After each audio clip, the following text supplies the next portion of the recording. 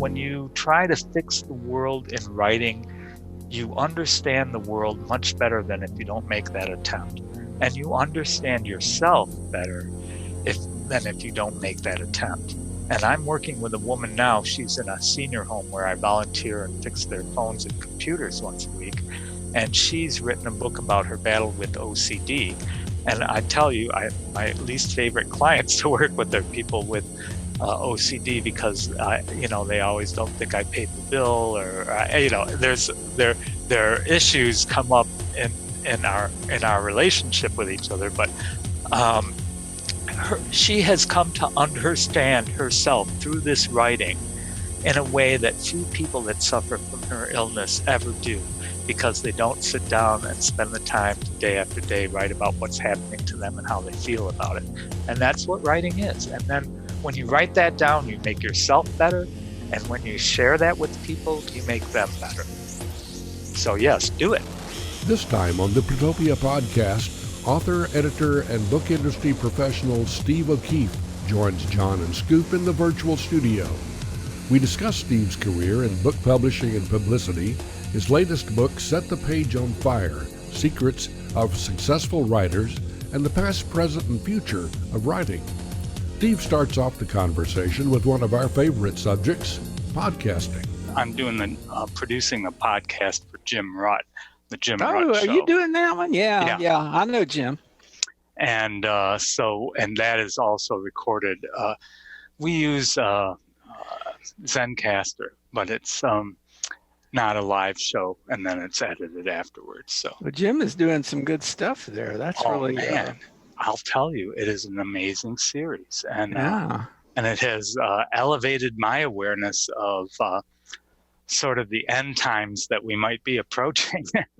Yeah. Because when you have all these very, very brilliant people, and you listen to all these interviews, you've been interviewing people for forever. You used to do the Hotwire chats back where I booked guests on there with you, and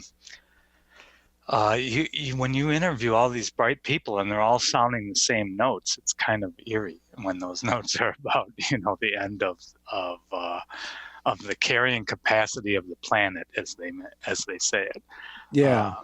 And what frightening changes might be involved with that, but yet a lot of these people are involved in quantum physics and artificial intelligence, and they're trying to engineer some sort of other world solution. The tech is encouraging at the same time as it is frightening. Is Jim getting pretty good visibility? He's getting about 5,000 views or listens a podcast. I don't know if that's good or bad. Well, a couple of things that have helped us are the ability to chunk out segments, or at least point people to where different topics where the conversation moves into another discussion. And then we generate a list of keywords and key names that come up in each podcast. And then those help people that know what's inside of the episode. I guess the main thing for us is getting what's inside to be more visible. And so people, if they find out that we're discussing artificial intelligence on here, somebody interested in that might then listen, even though it's not a topic that maybe you or I talk about a lot. I don't know.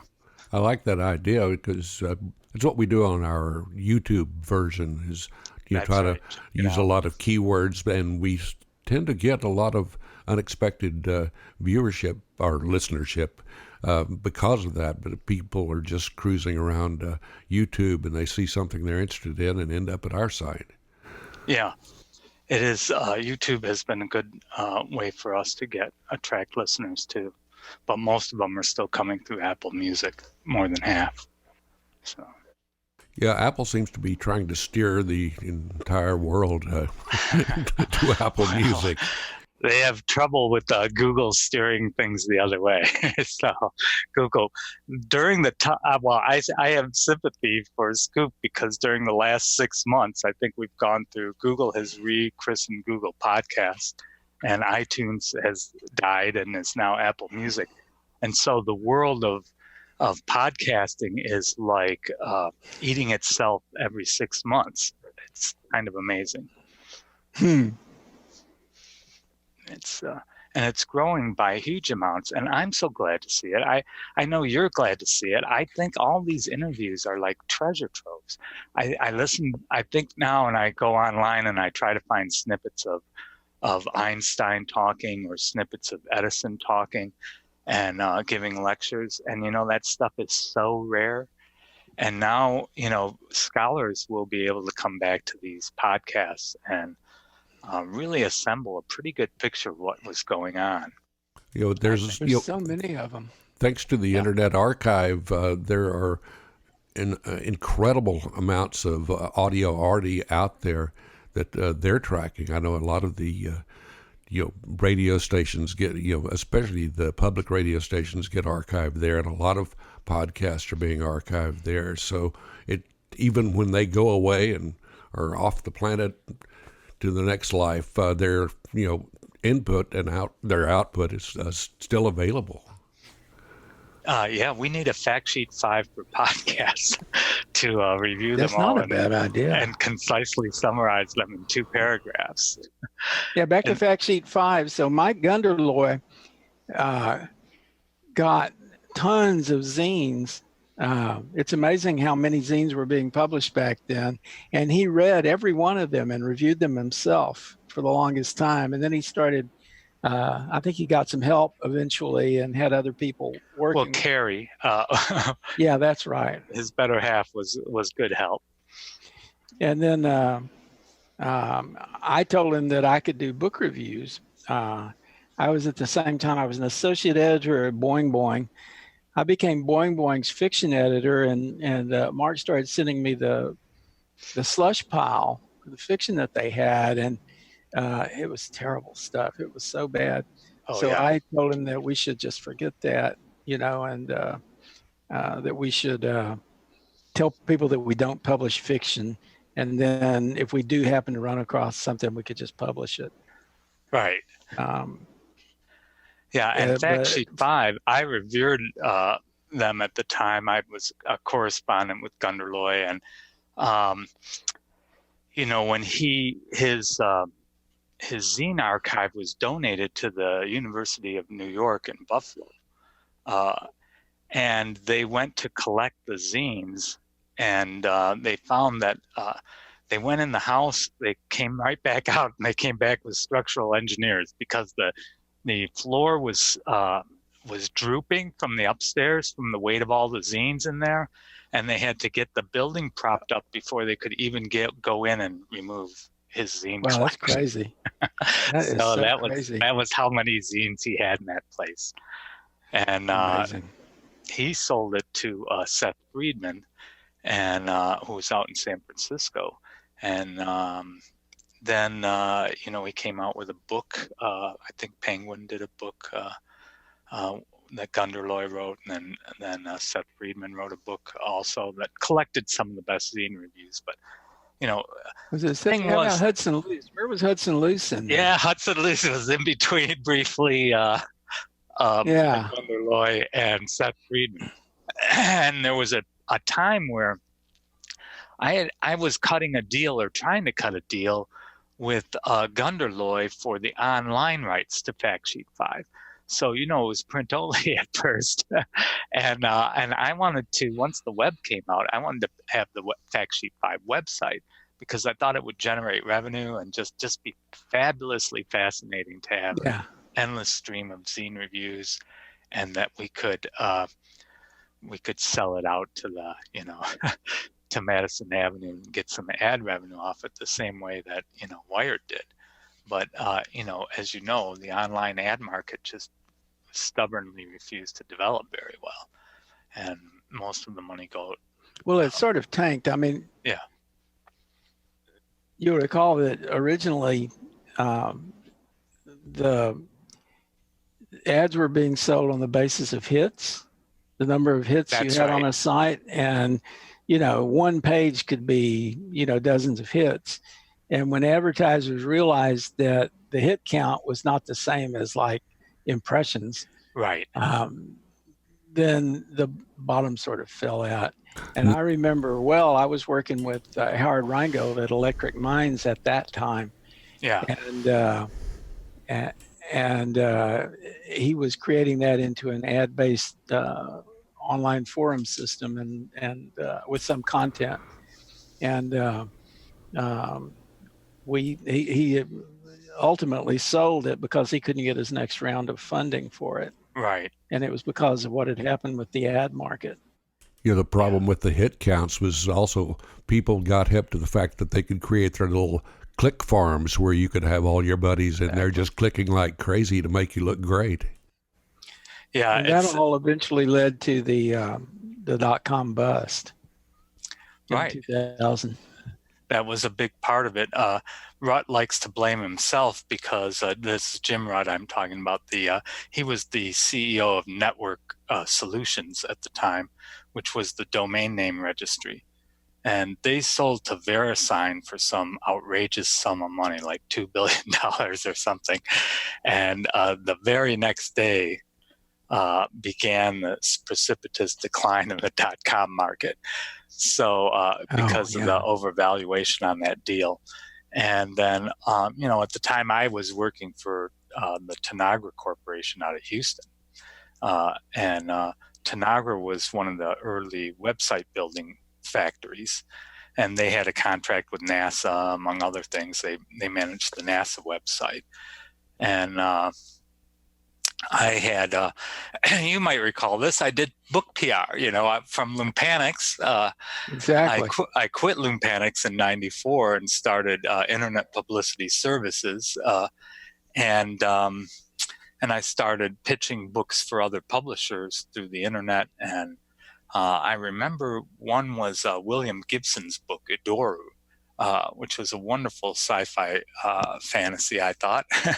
And I pitched Playboy online to take an excerpt from it because Playboy, had a history of publishing cutting-edge fiction, and to be a fiction writer in Playboy was considered prestigious, and or to be interviewed by them, and they were just adjusting to the online world at the time, and they took an exclusive excerpt for the homepage on Playboy, and they sold an ad to this upstart book company called Amazon. So that was the first ad that Amazon ever bought, was on the Playboy excerpt on Edoru. And what was the date for that again? That was like 96, I'm thinking. 96. And so there was at the time I was pitching you. You were doing Hotwired chats, I think, in '96. And yeah, it's true. I had so we started Fringeware Review probably in '92. Fringeware, we started Fringeware initially just with the idea of creating a company that sold products online.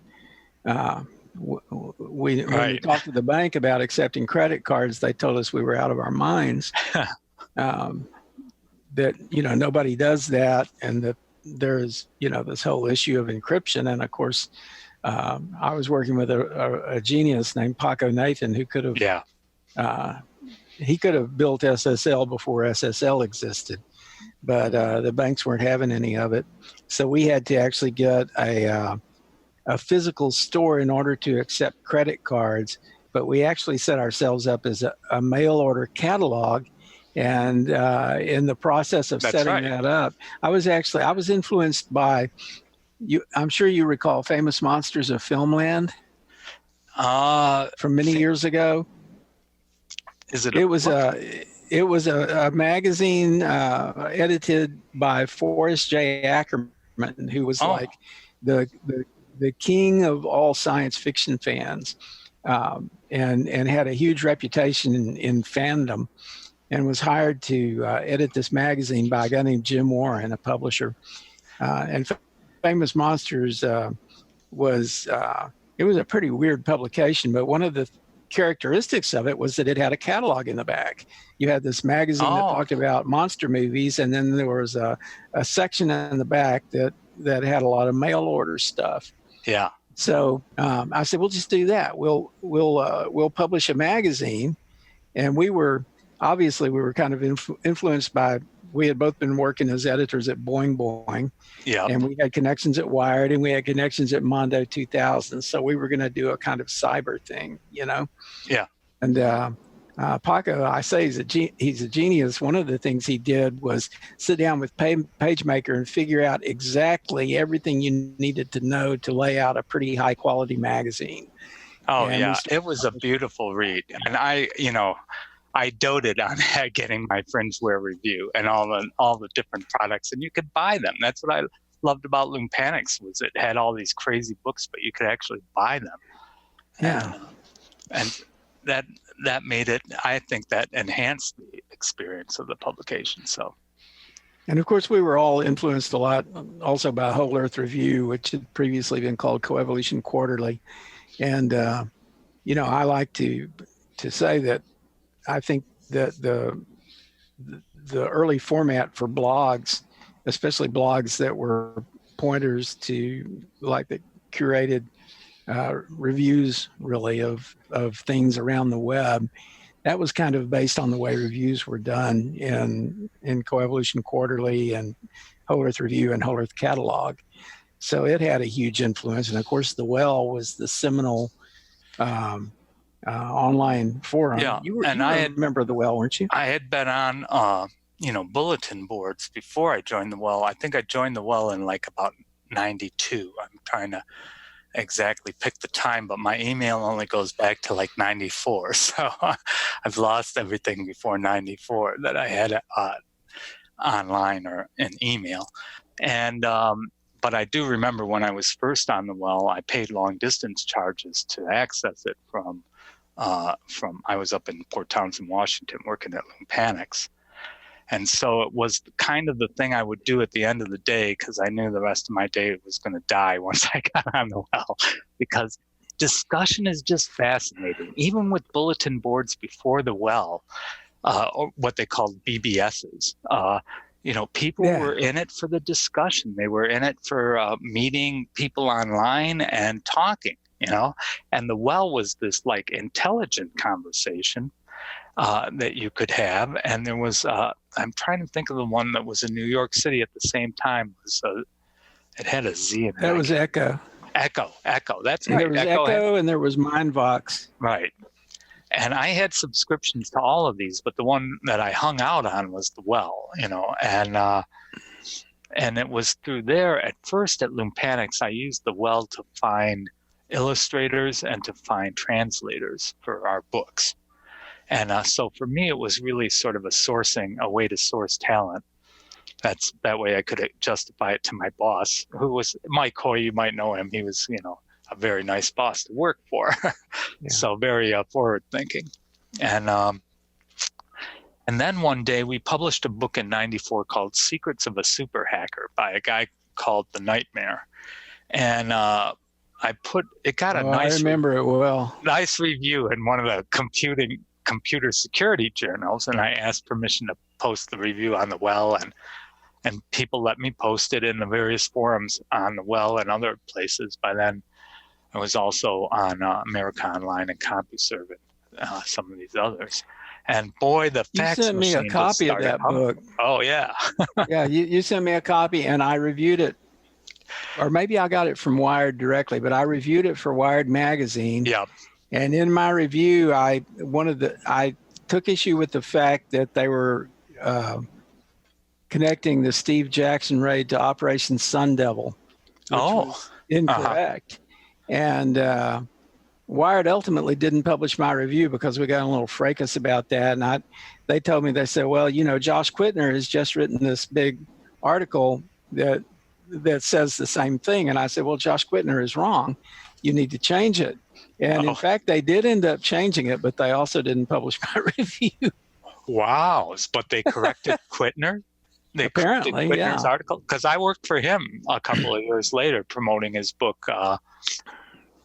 It was on, Mitnick.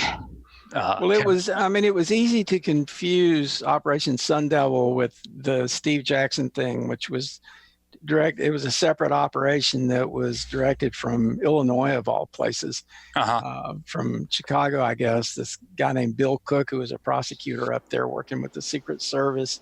And somehow they colluded to try to take down somebody who had snatched a document from Bell South. So this was the whole thing was kind of spread out. But Sun Devil was run by Gail Thackeray, and I think that she was in Arizona, and she was going after a different set of people, and they were all, there was some confusion there because the law enforcement people didn't really know much about technology. Right. And the whole reason that the Electronic Frontier Foundation was formed initially was because it was clear, to John Perry Barlow and to Mitch Kapoor, that that the people who were going to be enforcing the laws involving technology really didn't understand the technology well enough to know whether something was a problem or not. Well, don't you think with things like CRISPR and stuff that the tech is still way ahead of wherever these guys' heads are that are making it? Always has been. Yeah. It's ahead of the policy, it's ahead of the technology, and it's ahead of what most people can grasp with their heads, And it's that's one of the scary things. Now, do you follow the Kurzweil mantra that singularity is approaching and that the power of tech is increasing exponentially? Yeah, it just depends on what you think the singularity is. Well, no, singularity means different things to different people. AI means different things to different people. People who think that, Robbie the robot or Skynet, that Skynet is going to emerge and decide to eradicate humans. That's all kind of crazy stuff. It's not. Well, I don't think it's going to come necessarily in the venues that we expect it to come from. But you'll see things now in Yemen. Yemen launched an attack against Saudi Arabia and took out $550 million worth of oil refinery equipment with $100,000 worth of drones. So, the problem with artificial intelligence is not that it's going to be so exceptionally smart that it's going to want to wipe us all out. The problem with it is that it's not very smart. Right. And that it doesn't have the discernment that a human might have. And of course, you can always argue that as it grows more and more complex, that it will, that sort of thing will just emerge or be developed or whatever. But I don't really think that's the case. The biggest concern would be that if you're using AI control systems for things where things could go just terribly wrong if the AI misinterprets something, or if it doesn't it's attached to a missile, for example. Don't you think that the real danger is not from the technology, but from the people using and directing and overseeing the technology? That too. I think partly what I'm getting at here is it results from a technological shrinkage in the capacity to inflict mass destruction. And so if that keeps shrinking exponentially the way tech grows exponentially, you have the individuals with a capacity to cause an enormous amount of damage, just one nut job like the guy that got up in the hotel tower in Las Vegas. Yeah.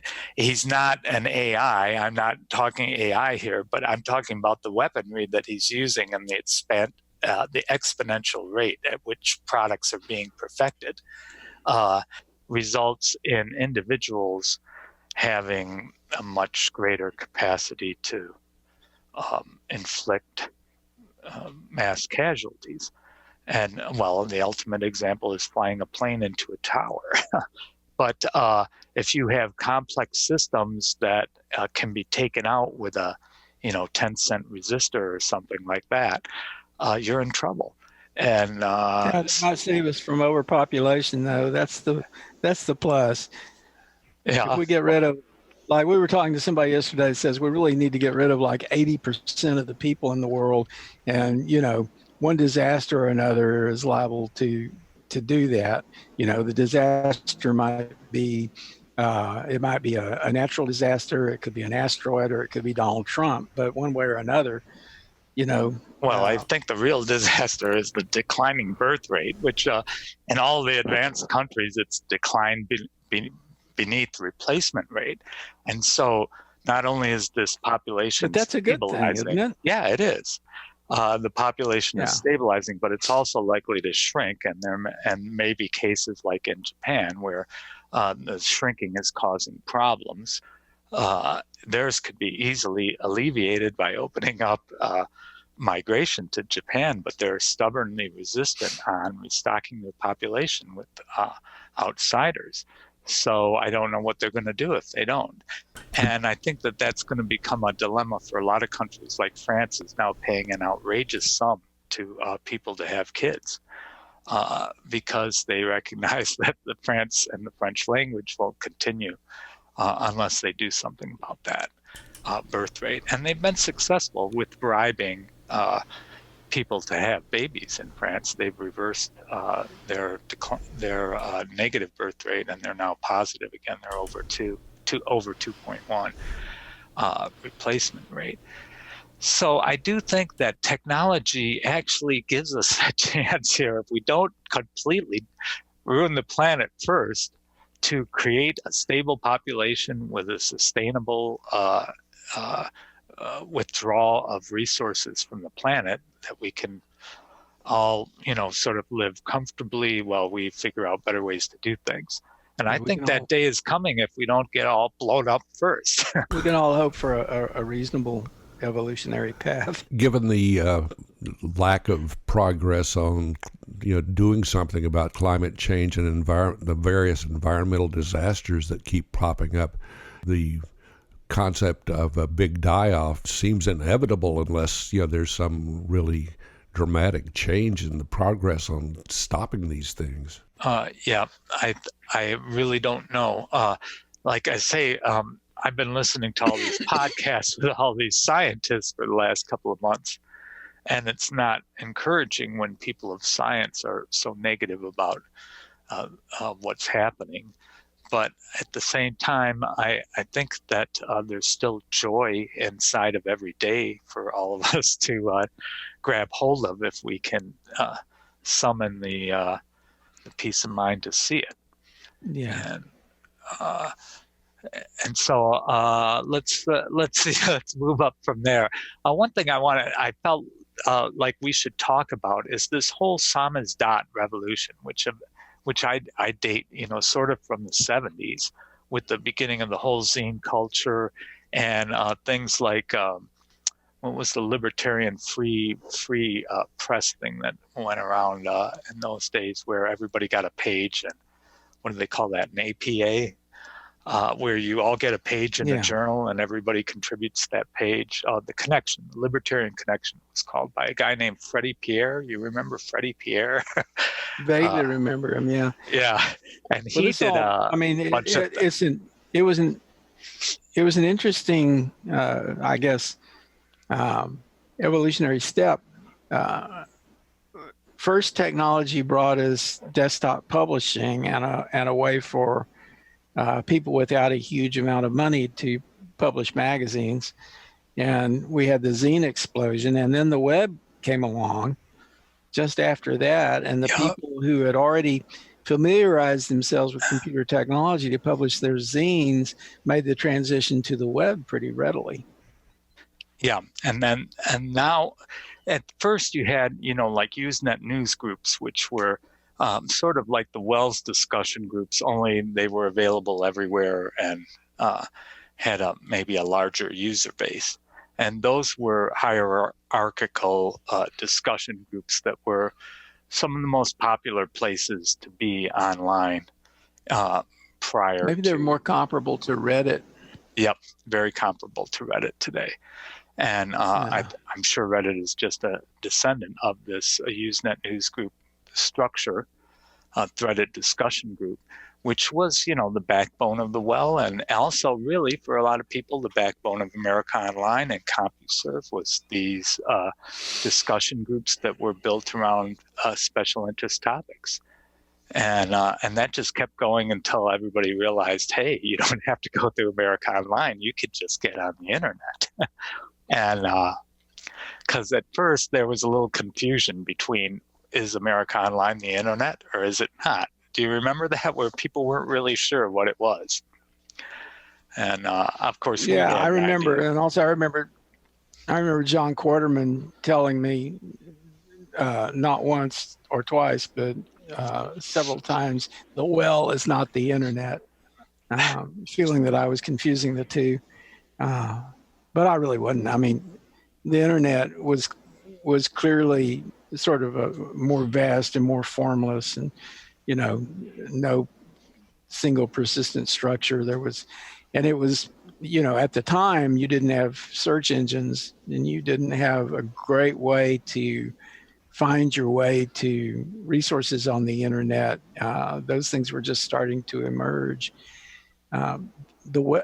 Interesting that the well and the news groups too, they're all still there. There's still people who are devotees of news groups and using them like through systems like Giga News.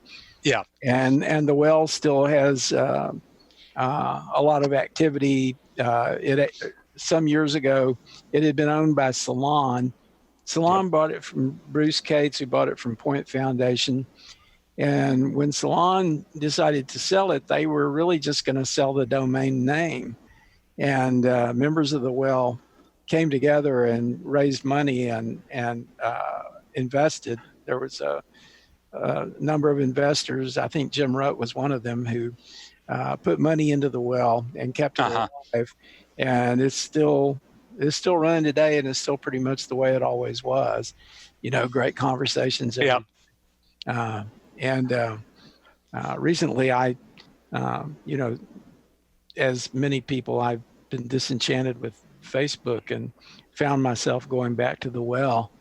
And it's really refreshing to have the kind of persistent conversations and to have a history of conversations with the same people talking about the same things. The Facebook and Twitter systems are so drive-by. Yeah, they are. And you ran the Inkwell for years. I don't know if that still runs, but that was your author interview platform, I think, at that time. Is that correct? Yeah, it sort of fell off after the well changed hands the last time. We were doing it less and less consistently. It's still there, and there's still been ongoing discussions about reviving it. It's just a matter of finding volunteers to sort of run the thing. Every year, Bruce Sterling and I have what we call a State of the World conversation in Inkwell. And that's right. That's still going to be happening, but the actual author conversations we were having aren't happening right now. Well, it's not going to happen without Bruce Sterling. It was pretty interesting, that, the format was that we would really, what Inkwell was intended to do was to demonstrate what conversations are like on the well as an enticement for people to join the well. Oh, yeah. Mm-hmm. And the way that it was set up is you'd find an author. It was better if the author was a member of the well already, and originally that's what they were looking for. But eventually started finding authors from off the well and having these conversations, and you would get like 5 copies of the author's book and distribute it to members of the well who would agree to read the book and show up for the conversation. That's right. And it's a little cumbersome. The hardest part was getting those books out to people, but we found eventually that the book publicists were happy to ship them. We'd have them ship 5 copies to a central location, and then somebody would have to mail them out. But the publishers would do that. Yeah, that was more or less my business for a long time. Yeah, there you are. As when I left Loon Panics, I started internet publicity services, and then really the first break I got was in 2005 in January, I got hired by HarperCollins to do that Josh Quittner book. And they liked the way the campaign went, and then they signed me to a 7-book contract to do PR for them. And then all of a sudden I was doing it for the Dummies. In those days, the Dummies was put out by IPG Books. It was independent. It was not a Wiley brand or a New York brand. And I think the first Dummies was a Dummies Guide to Your Bicycle, or then there was one for the Mac. But then they really took off with Dummies Guides to Computers. And the Dummies people, they used to send me a contract that was like Walt Disney's contracts. It was like, if I was doing PR for one of their books, I had to sign a 15-page contract with them. And it was just ridiculous. I couldn't do anything without getting somebody to sign off on it. Like, I could find a site that would take an excerpt, but I had to find out if they were going to be allowed to do that. They had to approve the site. So it was really a tortured relationship with me and IDG. And then IDG sold Dummies to Wiley. And I was already working for Wiley Computer Books at the time. So they just sold it into the company that I was doing PR for. And so Wiley just basically hired me to do all the PR for the Dummies line. And man, that was a franchise, as you know, that lasted for, and still lasts. It's just amazing how many books we sold. And I just started putting on workshops and blog tours, first chat tours, then blog tours. And you were always on the receiving end of all of my pitches. And yes, we were thrilled to send out 5 review copies of a book if we could get it onto Inkwell or any place like that. You worked for Talk City too for some time. Yeah, we were using Talk City. I wasn't actually working directly for them. We were using them when I was working with Whole Foods Market. A lot of people don't remember this, but Whole Foods Market got into e-commerce in the late 90s, and we built, a pretty good online store selling all kinds of stuff. I mean, pretty much everything that they sold. And then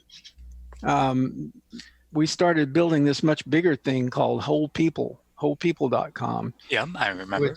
Which unfortunately launched in March of 2000, which was the month that's usually associated with the .com bust, and they sort of decided not to pursue it any further than that, which was unfortunate. It was quite a system, but we had used Talk City and Well Engaged, which is the web platform for the Well. It became a product, and we used that for the forums for wholefoods.com, and then Talk City for I think we had like 2 chats a week or something like that. It was a blast. It was really great. Yeah, I love Talk City. It was a lot like the forums that you had on America Online and CompuServe, only it was open to everybody on the internet. And they were really positive about having authors on. Like some places you go in CompuServe and you talk about having an author come in and talk about, say a CRM, customer relationship management, in a business forum or something. And they'd say, no, we don't want your spam. It's like, okay, I'll go over to Talk City and just put on a forum on CRM, and anybody that's interested in CRM can come and listen to it. So it was, I had a good relationship with Talk City for many years, and I was sorry that I don't know whatever happened to them. They just dropped off my radar at some point, or I dropped off theirs. Yes, oddly, I think I was aware at the time something did happen with them. I think that they were acquired or something like that. Yeah, well, CompuServe itself, as you know, was acquired by America Online, and they just then starved it for money. So they didn't build it out into a business network like they could have. It would have been probably the LinkedIn of its day. It could have been LinkedIn. Looks like they went away in 2002. Talk City? After a Chapter 7 bankruptcy several days earlier. Yeah, I've had a lot of clients. Like one of my clients was in 1995. I had a client called Bookstacks Unlimited. Do you remember them? They were the largest Oh yeah. bookstore on the internet, and they used Gopher servers, among other things. And so in 95, Jeff Bezos called and said, would you like to come in and interview for a position of a marketing director for Amazon? And I said, sure. And I went in to interview with him, and I would have been the number 7 hire there if I had gone to work for him. But And then we wouldn't be having this conversation. yeah, I know. Floating with you on your yacht. So I at the time I was working for the number 1 online bookstore, so I would have had to give them up as a client to go work as an employee for Amazon. And I went home from the interview and I told my wife, well, the pay's not very good, but there's stock options. And she said, worthless stock options? We're not moving for that. So she's now my ex-wife, but I could, the phrase worthless stock options was uttered many times over the coming years. So, well, many of them were worthless. Yes, and many of them were like Bookstacks. Bookstacks ended up folding and selling the domain they owned books.com, and they sold it to Barnes & Noble for $1 million.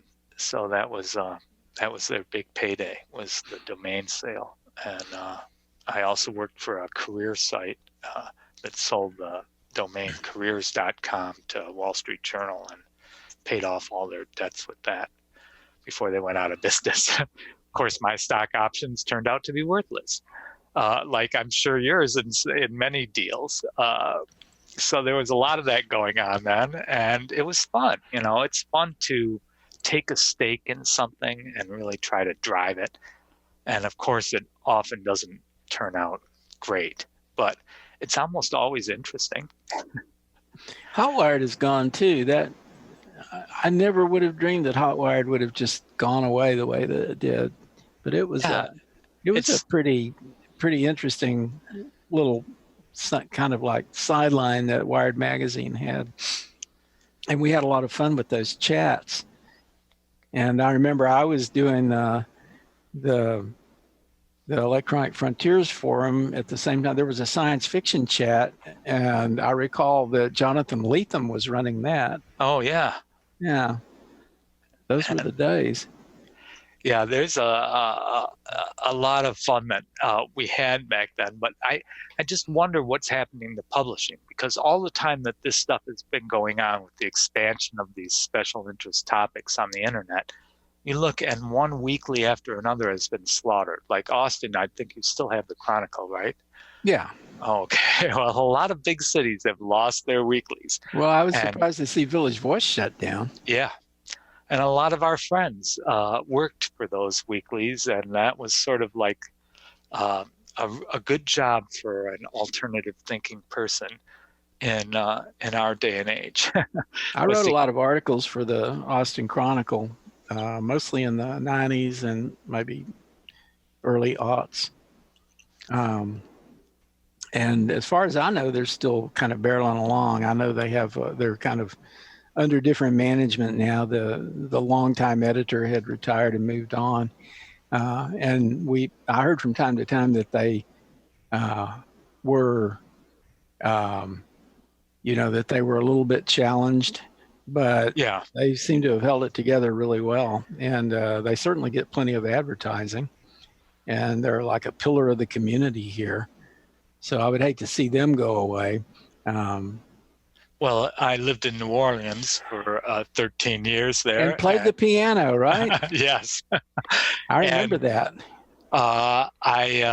Their paper, daily paper, the Times-Picayune, got down to just publishing 3 times a week. And then it was sold to the weekly paper, The Advocate, which was what we called the gay weekly paper when I lived in New Orleans. Right. Not alternative. They were proudly a gay paper, and they bought the Times-Picayune, which I just think is wonderful, and they now have it out every day of the week. So it is possible to hang in there, and it's possible that some of these trends will reverse. Like ebooks at first looked like it was going to gobble up the entire publishing world, but in fact ebook sales have plateaued, and and even decreased.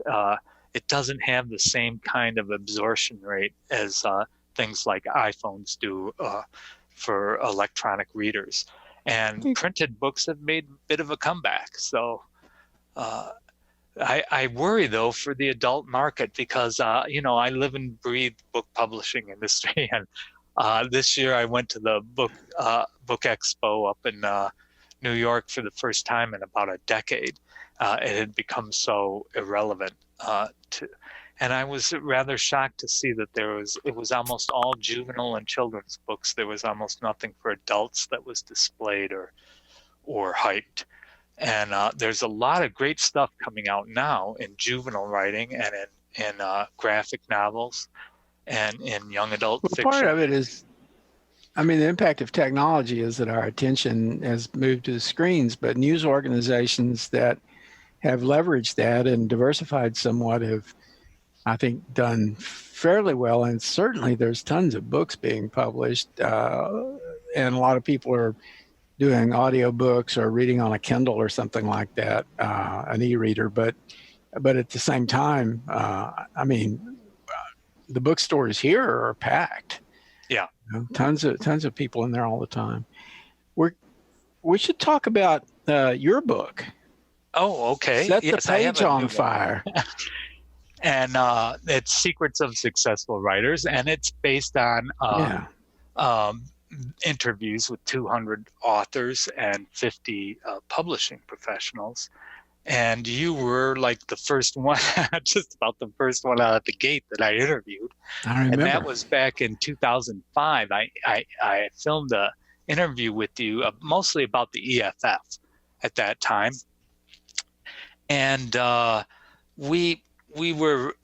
had been promoting books for years, and I felt like I needed video to promote books properly. And I wanted authors to introduce their books, so I just started going out around the country and filming authors. And this started in 2004. Austin was our first stop, and Lawrence Wright was the first author that we interviewed. That's Larry interesting. Wright. And his book wasn't called The Looming Tower then, but that was the book we interviewed about. It had not gone to his publisher yet. And of course, then he ended up winning the Pulitzer Prize for that book. So then we were like pushing our video around. We had the only video of this Pulitzer Prize winner. And that really helped author views take off a little bit. But really, we learned that people don't care. So they wouldn't pay, for example, to access the full interview of Lawrence Wright. They would only access this free snippet that we had online. So our thoughts of being able to sell video into the news media when events break were sort of dashed at that point. But I'm getting ahead of the story, and Austin was it started in New Orleans, where I interviewed Poppy Zebright among 4 authors. Oh, yeah, I remember Poppy. And Poppy is now a guy. So in my book, it mentions Poppy Zebright, and the copy editor called me and said, you refer to her as she, but she prefers to be use the male pronoun now. So Poppy Zebright's a he now, which is cool. But good copy editor to catch that. Billy Martin. Yeah. And so and we came to Austin, and the funny thing was I realized that we'd forgotten something in New Orleans when we came to Austin to film, and what we forgot our filmmaker. George Ingmeyer was the guy who was running camera for us in New Orleans, and we didn't bring him on the trip, but we didn't realize that we couldn't do it without him until we got in Lawrence Wright's home and set it up. And Jesse, who was my sound guy at the time, he's looking at me, well, are you going to run the camera? And I'm like, I don't know how to use the camera. Oh, no. I'm looking at him like, don't you know how to use the camera? Well, George really never showed me how to use the camera. So that whole trip we recorded, and when we got back, some of that video was just the most ghastly looking video you can imagine. One author asked me if our brand was making people look bad. And I thought, well, I took that very hard. Oh, yeah, So, you would tend to, yeah. we toured out west we went to Santa Fe and San Francisco, Seattle, Salt Lake City, and back to Texas. We did this loop, and we came back in 2005 at the end of the summer, and we walked right into Katrina. And at that point, when Katrina hit, like I had 6 employees in New Orleans at Author Views or Patron Saint Productions, 2 companies, one doing the videos, Author Views, and one doing the PR. And all 6 of them they lost their homes and all their possessions. So I was the only one who didn't lose my home, because I was in a condo on a 3rd floor of a building. And the fire department managed to soak my office with water when we were evacuated, trying to put out a fire in the next door building. So I lost a couple of computers in the soaking. This all Katrina related. And so I had to go back down there. I was there probably 5 days after it happened, when it was still a mandatory evacuation, and literally went in with alcohol and cigarettes for the checkpoints. Can you believe that? Your own country. Yeah. Oh my gosh. But so got back there and got all these audio tapes and videotapes out of there. And then really being on the road became a way of life after that, because all the employees got scattered. They couldn't work from the office. One was in Pennsylvania, one was in Mississippi, and so on. And so we all worked virtually for 2 years before we ever all got back in the same place at the same time. And then nobody wanted to work out of the office anymore, because, like, really, who wants to work out of an office 40 hours a week once you got used to working wherever you were, you know? And so now you're in Virginia? Yeah, so I said, well, I'm not going to sit here in New Orleans and wait for the next hurricane while all you guys are out on the road. I'm moving to Virginia. So I packed it all in and moved up here in '09 in the Shenandoah Valley, and I just love it here. It's wonderful. It's very peaceful. I'm in a town called Stanton, 25,000 people. It's sort of a up-and-coming tech community here, and so I'm about 30 minutes away from the University of Virginia and 30 minutes away from James Madison University, and the 2 of them are just enough to keep talent just streaming through this area. And so anyway, the book is built around all these interviews. Yeah, I was going to get back to the book. Over all these years, and it's a lot of fun to interview these people and hear what works for them and doesn't work for them as a writer, and then just encapsulize all that in this short book, Set the Page on Fire. And so it has in there, and one of the things I think is most valuable is the 4-part pitch in there for how to get your writing in front of a publisher. And it's a very effective pitch that's been really tried between me and Eric Ward. If you remember Eric Ward, he is the father of the website awareness campaign. They called him Link Moses for a while, and he passed away recently. He was a real pioneer in the internet world. And at one point, we were trying all these different pitch formulas out to see what worked best. And our 4-part pitch, which is, I can give it to you real quick if you want. It's stroke, sure. Pitch, credentials, and action alternatives. And the stroke means you have to compliment the receiver in the opening line of your pitch. Yeah, when I first saw that, I thought, it's kind of awful to have a stroke. Then how can you do the follow-up? What do you mean, the follow-up? Well, I mean, if you have a stroke, never mind. Oh, never mind. It's a bad joke. It's a bad joke. Okay. I thought you were going in a different direction with stroking and something, but no, you're it's like an ego stroke. Heart attack. You're stroking someone's ego. Yeah, exactly. So yeah, you tell somebody you stroke their ego. Yes. And that's a good thing to do. If you're trying to get a book published or an article published and you're pitching it to somebody, don't you think you should know who it is that you're pitching it to? And if you bother to get their Indeed. name and to find out what it is that they've had success with in the past, and connect your pitch with some previous success that they've had, like you published this person I admire, well, I hope you will want more of the same. Mine is a similar type of feel to it or something.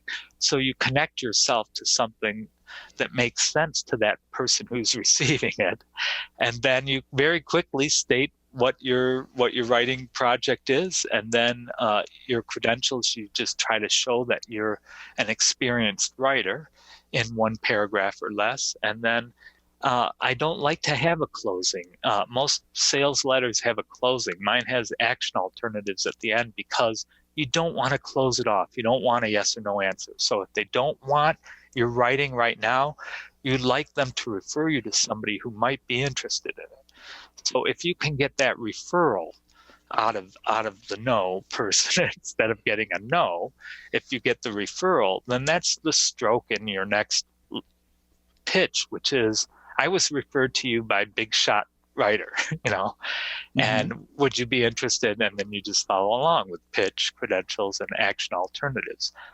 Other action alternatives are, would you like to see a sample of my work, or would you like to see an outline for the manuscript, or would you like to discuss this on the phone, or would you like to talk to my agent? So there's a variety of ways that you can give them something other than yes or no. And that pitch is in there in the book, and it's really, I show how writer after writer has used that pitch effectively for both fiction and nonfiction, unpublished writers.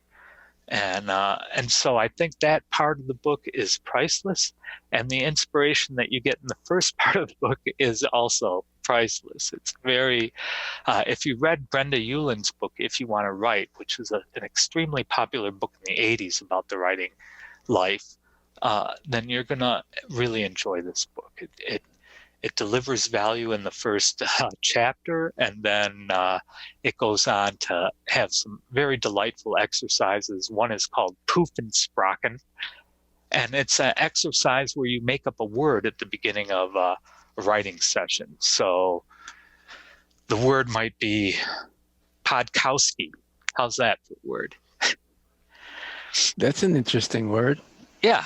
So you just take a situation that you're in right now. I'm on a podcast with John Lepkowski. I'm Podkowskiing.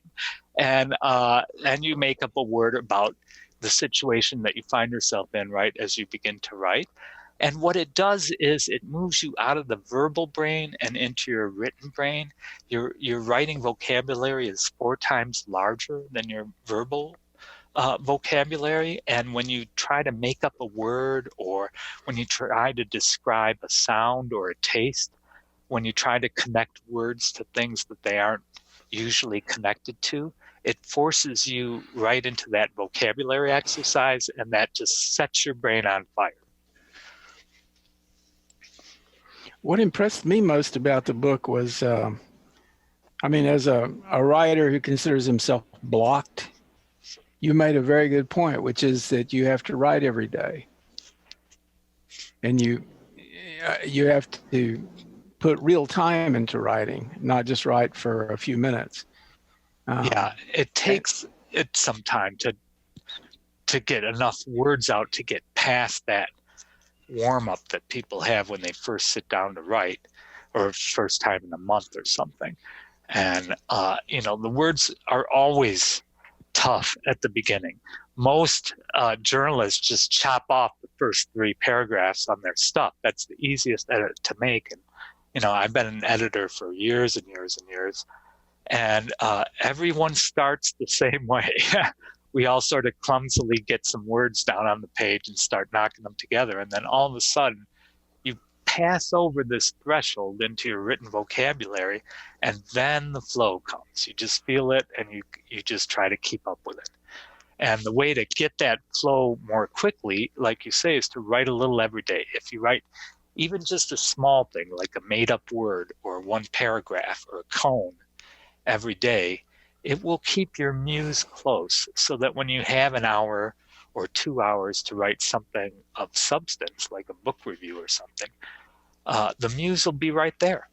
That's the magic of writing every day. You shave off that warm-up time that you otherwise would have. And because it feels productive right from the get-go, you're more likely to keep writing. Yeah, it's always been hard for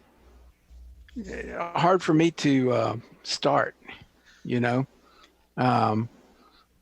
And I know the challenge is always like getting yourself to sit down and get the first few words out. And after that, it can really flow. Yep. But that's always been, well, not always, but it most recently has been more of an issue for me than knowing how to pitch something, was just getting the stuff down on, Right. on the page initially. Well, And, reviewing is a fine way to keep your chops up. And I try to review at least once a month something on Amazon, a book on Amazon, and not something I'm paid to read. I can't review those because it's conflict of interest. I actually have some ethics, unlike some of the people in my profession. But so I won't review books that I'm paid to promote. But I do review books, usually a few a month on Amazon, and then I plug those reviews in other places. But I find that they get good traffic there. do you ever find that you just have trouble, though, setting anything down at all? I'm blessed. I have what they call writer's diarrhea. You're able to make yourself do it? It's not writer's block. I just have too many projects. And part of the problem I've had is, not enough of them get completed and into print, and they just end up sitting. Like I have half a book now on fecalnomics, which is the science of why people make stupid decisions. And there's a whole really a science to decision making that can help people make good decisions and show them why they make bad decisions. And but will it ever get to be a book? I don't know. Do I really want to publish a book called Fecalnomics? I'm not sure. I have 2 books out already on internet publicity that I wrote, one in 97 and then the revision of it in 2002. And I don't really have a desire to write about that anymore because it's just not, it's played in some way. Like I find now that it is very difficult to get authors' attention the same way they used to get attention by, like I would do with you, offer you a review copy and try to get you to interview the author. But it's really hard. People don't want books. You can offer them free review copies and they don't take them anymore. I mean, that's interesting. Yeah, it's really strange. And the reviews now are all paid for. So it used to be that Publishers Weekly or Library Journal or School Library Journal, they would review your books for free if you were lucky enough to be selected. But now if you pay a little bit of money, you get priority ranking in terms of whether they'll consider your book for review. And frankly, most reviews now are pay to play. So that's one of the big changes in publishing.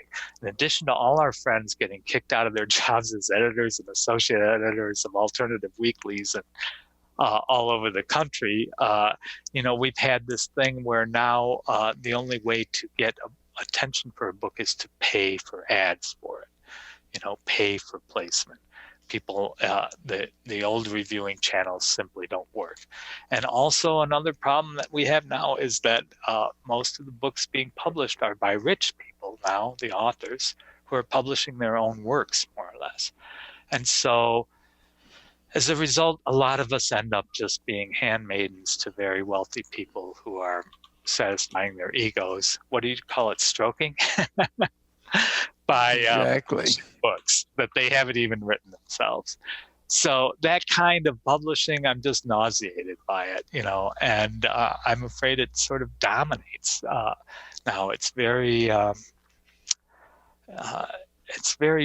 different than the publishing world I came up in. I used to be a typesetter, and I have a fondness for like good paper and quality design.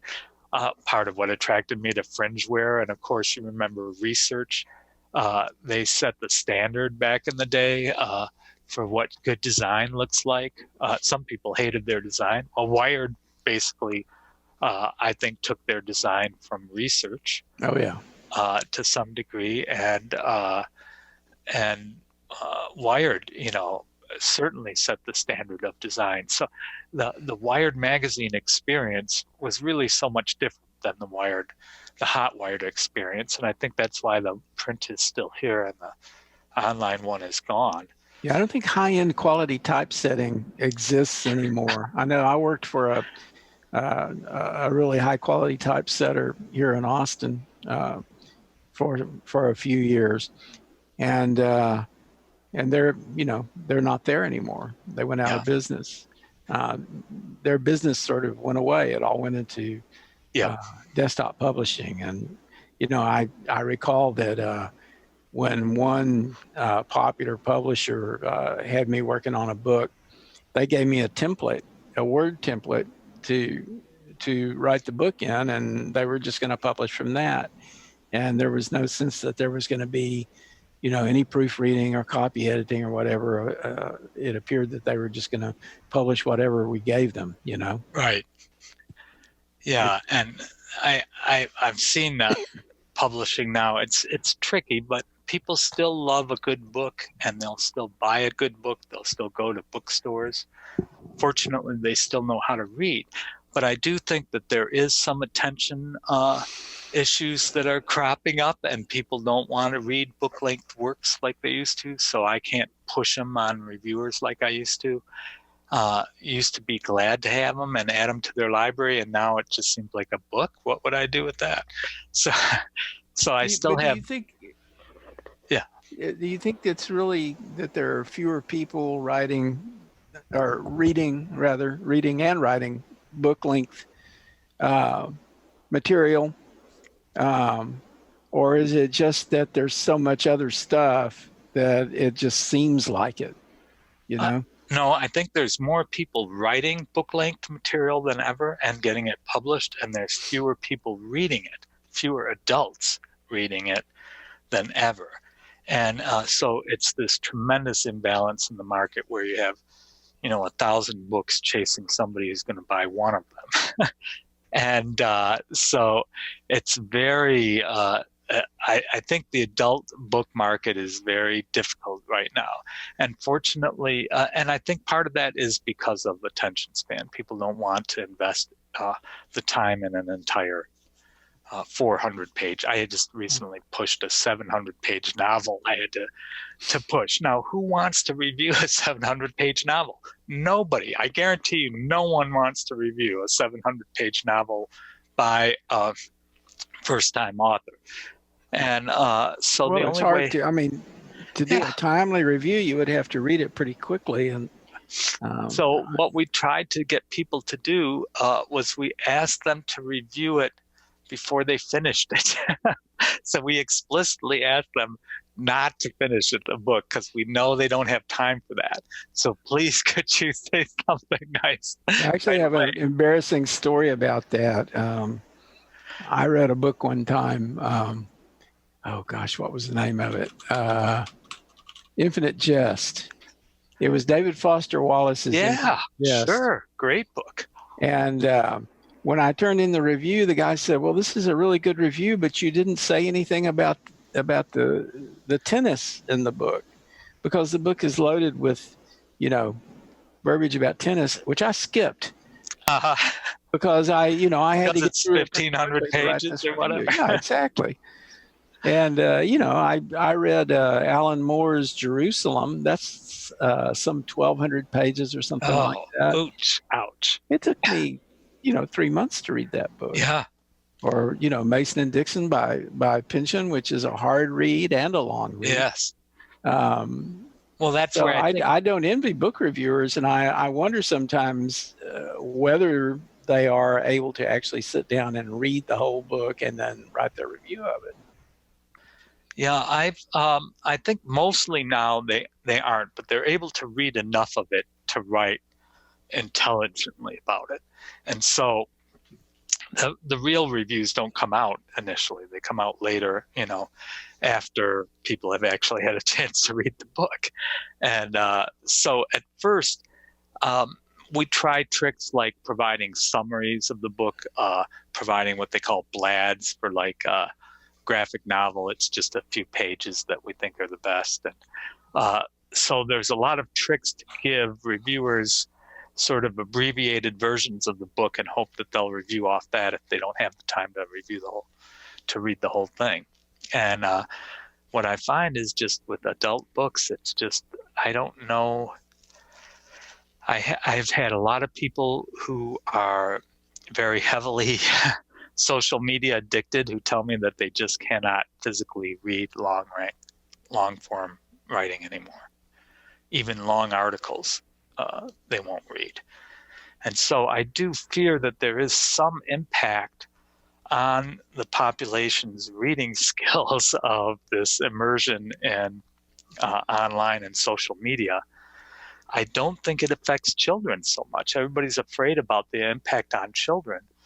But children still seem to be reading and buying books and liking books. Young adult fiction is really where the market's at now. Most of the exciting stuff is coming out of the young adult area in fiction, and very little, I think, coming out of the adult fiction market anymore. And because of this strange problem of adults not reading. And teenagers are reading avidly.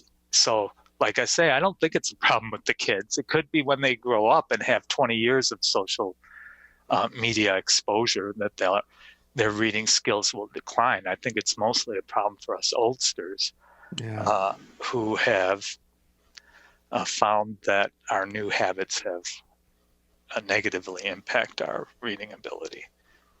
Well, we've sort of reached the end of our time for this time. We would certainly like you to come back and talk to us again. But the one last thing I'll ask you is, given that attention spans are short and adult books are decreasingly popular, what do you advise somebody when they say that they have a book in them and they want to write it and they want to get it published? Do you discourage them at all, or do you still encourage them?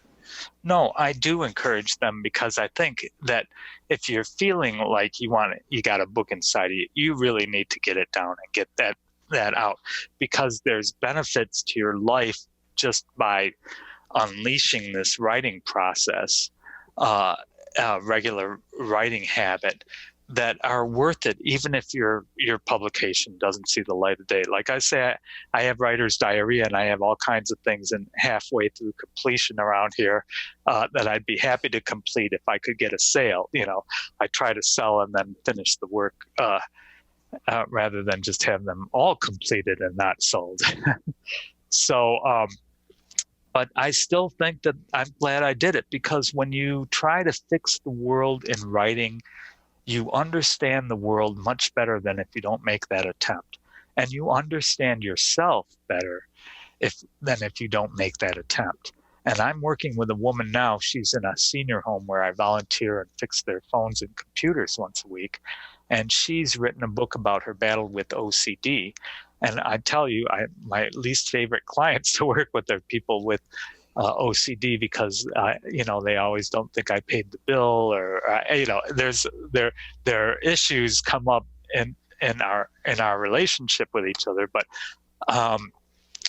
she has come to understand herself through this writing in a way that few people that suffer from her illness ever do, because they don't sit down and spend the time to day after day write about what's happening to them and how they feel about it. And that's what writing is. And then when you write that down, you make yourself better. And when you share that with people, you make them better. So yes, do it. Well, thanks, Steve. Thanks for joining us. And this has been a really great discussion. Okay, I look forward to the next one. Learn more about Steve O'Keefe at steve-o'keefe.com. His books are all available on amazon.com. Stay in touch with Plutopia on Facebook as @Plutopia News. On Twitter, it's @Plutopia, or visit our website, plutopia.io. With John Lubkowski, I'm Scoop Sweeney. This is the Plutopia News Network, 20 minutes into the future.